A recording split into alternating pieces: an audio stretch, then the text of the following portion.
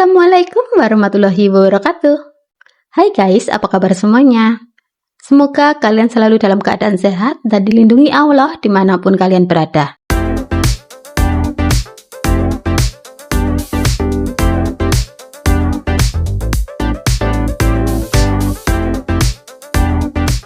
Balik lagi di channel aku, Ruth Fermiati, channel yang akan membahas semua rangkaian kisah nyata dari dunia perTKW-an dan perTKI-an di seluruh penjuru dunia. Kisah nyata dari kalian wajib untuk aku suarakan, karena suara kalian terlalu berharga untuk dibiarkan diam. Di video kali ini, kita akan bahas kisah nyata yang terjadi di Hong Kong pada tahun 2010 hingga 2012, tentang seorang TKW bernama Kartika Puspitasari, yang mana seorang TKW yang mencoba peruntungannya di Hong Kong demi masa depan anaknya. Namun siapa sangka, langkah itu justru membawanya pada 2 tahun penuh penyiksaan di tangan majikannya. Hingga akhirnya ia berhasil melarikan diri dan memperjuangkan keadilan. Yang lebih saya highlight di sini adalah solidaritas sesama TKW yang begitu kuat. Seakan satu Kartika yang disiksa, ratusan ribu PMI di Hong Kong juga ikut merasakan, hingga mereka turun ke jalan menyuarakan keadilan untuk Kartika. Gimana kisah Kartika selengkapnya? Gak usah berlama-lama ya guys, yuk kita bahas kasusnya. Check it out.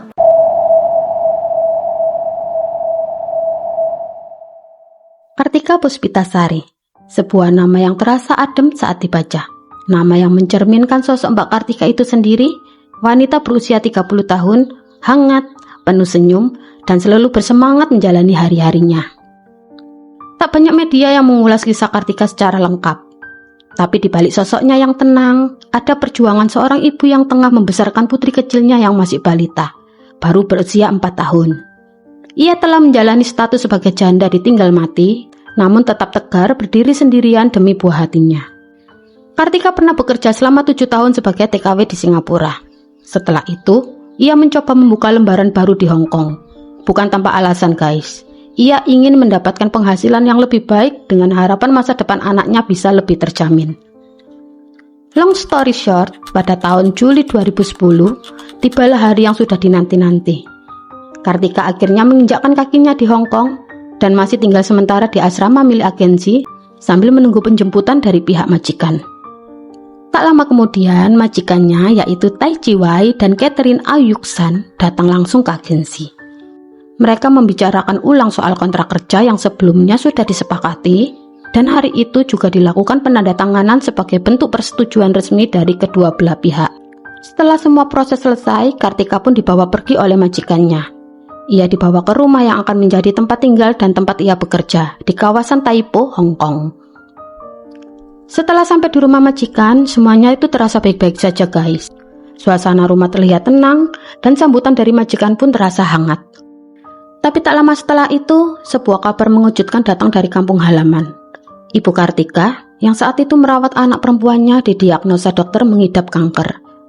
Kabar itu seperti petir di siang bolong guys. Kartika terpukul tapi tidak bisa pulang. Ia harus tetap bekerja, karena justru saat itulah keluarganya di rumah sangat membutuhkan bantuan finansial. Maka dengan hati yang guncang, ia tetap bertahan. Sebulan berlalu, 2 bulan berlalu, 3 bulan berlalu, hari-hari terasa mudah dijalani oleh Kartika, karena ia sudah terbiasa bekerja berkat pengalamannya 7 tahun di Singapura. Ia tahu bagaimana bersikap sebagai seorang TKW dan tetap berusaha profesional meskipun hatinya masih berkabut duka. Hingga tiba-tiba 2 tahun kemudian, tepatnya pada 9 Oktober 2012, dunia perTKW-an dikejutkan oleh sebuah pemberitaan yang sangat viral. Seorang TKW dikabarkan melarikan diri dari rumah majikannya dalam kondisi yang sangat mengenaskan. Luka-luka terbuka dan luka lama ditemukan di sekujur tubuhnya. Ia datang ke konsulat Indonesia dengan tubuh gemetaran dan wajah yang sulit dikenali. Dan nama TKW itu tertulis jelas dalam berita tersebut, yaitu Kartika Puspitasari. Apa? Kartika? Apa yang sebenarnya terjadi? Kenapa ia bisa ditemukan dalam kondisi tragis seperti itu? Siapa yang menyiksanya? Dan luka-luka itu kenapa bisa begitu banyak? Nah, sekarang yuk kita masuk ke bagian kronologi. Semua rangkaian peristiwa ini sudah saya rangkum dengan cermat dari berbagai pemberitaan media internasional maupun media resmi nasional. Bukan untuk menghakimi, bukan pula untuk mengorek luka lama, tapi untuk menyuarakan kebenaran yang sempat terkubur selama 2 tahun sebelum akhirnya terungkap ke publik.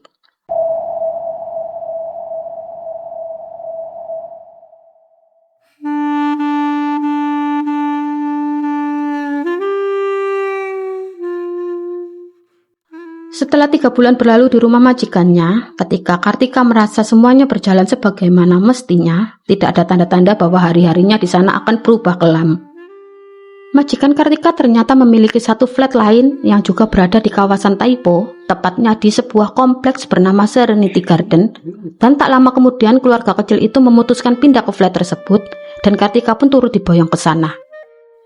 Namun sejak pindah ke Serenity Garden, perlahan-lahan sifat majikannya mulai berubah. Ada yang tidak terasa lagi hangat, bahkan mungkin terasa mengancam. Menurut Kartika, awalnya semuanya hanya terasa seperti kesalahpahaman biasa.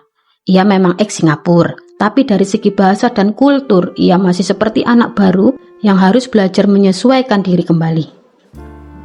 Sayangnya kekeliruan kecil itu tidak ditanggapi dengan bijak oleh majikannya. Mem Catherine, sang majikan perempuan, mulai menunjukkan tanda-tanda kasar. Ia sering memukul gantungan baju atau melempar sepatu ke arah Kartika jika ada kesalahan sepele. Bahkan hal-hal yang seharusnya bisa dibicarakan dengan baik-baik. Tak hanya itu, Sir Tai Chi Wai, sang majikan laki-laki ternyata juga bertabiat temperamental dan cepat marah. Dan dalam satu insiden yang masih membekas dalam ingatan Kartika, ia pernah dicambuk di lengannya menggunakan rantai sepeda hanya karena persoalan kecil, persoalan yang seharusnya bisa diselesaikan dengan kata-kata. Tapi di rumah itu, kata-kata telah digantikan dengan kekerasan. Suatu hari Mem Catherine memotong rambut Kartika hingga habis. Kartika hanya bisa pasrah meskipun dalam hati ia merasa kehilangan harga dirinya sedikit demi sedikit. Beberapa waktu kemudian, ketika rambutnya mulai tumbuh kembali, Mem Catherine kembali ingin memangkasnya habis. Namun kali ini Kartika dengan sopan menolak. Ia hanya ingin rambutnya dibiarkan tumbuh. Sayangnya penolakan itu ditafsirkan sebagai pembangkangan. Entah setan apa yang merasuki Mem Catherine mendadak naik pitam. Dalam sekejap ia meraih alat pemotong kertas yang ada di dekatnya dan mengarahkannya ke tubuh Kartika. Kartika hanya bisa mematung, tubuhnya mulai terluka dan cairan merah mengalir tanpa ampun. Tapi apakah Mem Catherine berhenti? Oh tidak, ia malah semakin brutal guys, menjambak rambut Kartika lalu membenturkan kepala Kartika ke keran air hingga meninggalkan luka serius di bagian wajah. Hari itu menjadi titik di mana Kartika benar-benar sadar bahwa rumah itu bukan lagi tempat kerja, tapi tempat penyiksaan. Tapi kekejaman itu tidak berhenti sampai di situ saja guys. Selama hampir 2 tahun, Kartika harus tidur dalam kondisi yang sangat tidak layak. Ia mengaku bahwa pasangan majikannya sering mengikat tubuhnya baik saat mereka hendak pergi maupun setiap malam sebelum tidur. Tidak ada kamar khusus, tidak ada tempat yang nyaman. Kartika terpaksa tidur di dapur atau bahkan di toilet. Makanannya pun sangat sedikit. Kartika seringkali merasa lapar hingga akhirnya ia terpaksa mengais sisa-sisa makanan dari tempat sampah hanya untuk bertahan hidup. Dalam diam ia mencoba kuat, tapi tubuh dan jiwanya perlahan mulai runtuh dari dalam. Tak selesai sampai di situ saja ya guys. Pernah nih ya, ketika majikannya sekeluarga pergi berlibur selama 5 hari, Kartika itu justru diikat di kursi dan dipakaikan popok. Ya, popok. Karena ia dilarang bergerak, dilarang ke kamar mandi dan dibiarkan sendirian tanpa makanan yang cukup. Dalam kondisi seperti itu, Kartika hanya bisa berdoa, berharap keajaiban bisa menghampirinya dan mungkin Tuhan mendengar doa itu. Pada tanggal 9 Oktober 2012, Kartika merasa perutnya sudah benar-benar tak tertahankan karena kelaparan. Sudah berhari-hari ia tidak makan layak. Dalam kondisi lemah, ia terpaksa mengambil makanan tanpa izin dari majikannya. Sayangnya perbuatannya diketahui oleh sang majikan laki-laki yaitu Sir Tai Chi Wai yang dikenal pemarah dan penuh emosi. Tanpa ampun ia meninju mulut Kartika. Berkali-kali Kartika mengalami kekerasan dari sang majikan. Bahkan dengan nada mengancam, ia pernah berkata bahwa gigi Kartika akan dihancurkan satu persatu jika Kartika mengambil makanannya lagi tanpa izin. Dan di tengah ketakutan itu terjadilah keajaiban kecil yang ditunggu-tunggu.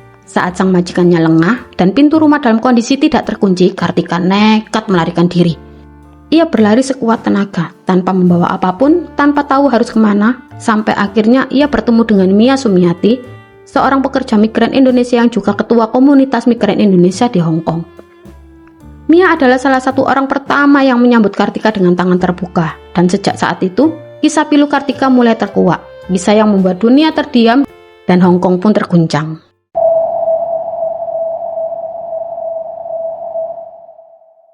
Setelah Kartika berhasil melarikan diri, ia bertemu dengan seorang pekerja migran Indonesia, yaitu Mia Sumiati. Sosok ini bukan orang asing. Mia adalah ketua komunitas migran Indonesia di Hong Kong dan juga salah satu orang pertama yang menyambut Kartika dengan tangan terbuka. Begitu Mia melihat kondisi Kartika yang sangat memprihatinkan, wajahnya kusam, tubuhnya lemas, dan jelas terlihat kelaparan. Mia langsung bergerak cepat. Ia membuatkan 2 bungkus mie instan, dan dalam hitungan menit Kartika menghabiskannya tanpa sisa. Rasa lapar selama berhari-hari itu seolah meledak dalam satu waktu. Setelah tubuhnya bersih dan perutnya terisi, Mia membawa Kartika ke konsulat Indonesia. Di sana, Kartika menceritakan semua yang ia alami. Konsulat pun segera menghubungi pihak agensi yang menaunginya, dan bersama-sama mereka menyusun laporan resmi ke pihak berwenang di Hong Kong. Di pengadilan, Kartika Puspitasari didampingi oleh kuasa hukum yang ditunjuk langsung oleh KBRI, yaitu Percy Yue Puise. Maaf ya kalau pengejaanku salah. Beberapa dakwaan dilayangkan kepada pasangan majikannya, termasuk penganiayaan, pelanggaran hak asasi manusia, serta tuntutan kompensasi senilai 1,28 juta Hong Kong dolar atas kerugian fisik dan psikis yang dialami Kartika. Setelah melalui proses persidangan yang cukup panjang dan melelahkan, atas tindakan penyiksaan yang berlangsung antara tahun 2010 hingga 2012, Tai Chi Wai dan Catherine masing-masing dijatuhi hukuman 3 tahun 3 bulan dan 5,5 tahun hukuman penjara. Namun vonis itu tidak langsung diterima begitu saja.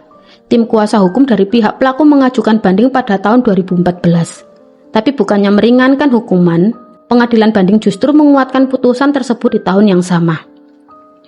Perjuangan Kartika tidak berhenti sampai di situ saja guys. Pada tahun 2017 dan 2019, pengacaranya kembali mengajukan gugatan perdata terhadap mantan majikannya demi menuntut kompensasi atas penderitaan Kartika yang telah dialami. Sayangnya dalam sidang perdata tersebut, pasangan pelaku tidak hadir dan juga tidak menyewa pengacara untuk membela diri. Sidang lanjutan untuk menentukan jumlah kompensasi awalnya dijadwalkan pada tahun 2020, namun harus ditunda akibat pembatasan pandemi COVID-19. Dan akhirnya setelah 1 dekade penuh perjuangan, Kartika menerima haknya, yaitu kompensasi sebesar 868.607 dolar Hong Kong atau sekitar 140.000 dolar Singapura. Sebuah pengakuan hukum atas penderitaan yang ia alami meski datangnya terlambat. Dukungan yang luar biasa juga datang dari sesama pekerja migran, terutama yang bekerja di Hong Kong. Mereka turun ke jalan menyuarakan keadilan untuk Kartika. Tak berhenti di situ saja ya guys, beberapa aktivis migran ternama ikut menyuarakan kasus ini dengan vokal yang sangat lantang. Betapa hebatnya mereka ketika para migran bersatu untuk memperjuangkan keadilan satu sama lain. Dukungan itu membuat Kartika sangat terenyuh. Ia merasa dirinya tidak sendirian, bahwa ada banyak begitu tangan-tangan tak terlihat yang menopangnya untuk tetap berdiri dan bertahan dalam perjuangan yang sangat panjang. Kini Kartika sudah hidup berdamai dengan diri sendiri. Ia tinggal di Padang bersama suaminya dan anak-anak tercinta. Hidupnya mungkin tidak sama lagi, tapi setidaknya ia sudah bebas. Meski begitu, dampak kekerasan itu masih membekas guys. Kadang ketika ia melihat seseorang yang mirip dengan mantan majikannya, traumanya kembali mencuat. Tubuhnya gemetar, ia menangis takut dan panik. Tapi Kartika sadar, ia harus melawan semua itu meski ia tahu trauma tidak selalu benar-benar sembuh. Harapan kita satu, jangan sampai ada Kartika-Kartika lain di luar sana yang hidup berakhir kehilangan nyawa. Buat kalian para pekerja migran dimanapun kalian berada ya, kalau suatu hari kalian mengalami kekerasan, intimidasi atau pelecehan, jangan takut terhadap ancaman majikan. Jika ada sedikit saja celah, larilah, carilah pertolongan. Karena selama kalian bekerja dalam sistem penempatan yang resmi, hak-hak kalian itu dilindungi secara hukum.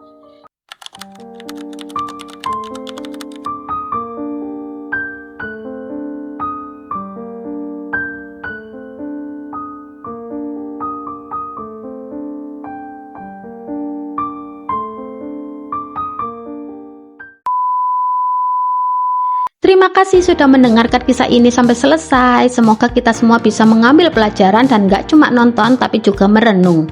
Kalau kalian suka dengan kontenku seperti ini, bantu channel aku ya untuk terus berkembang. Sekarang aku lagi dalam perjalanan menuju 500 subscribers.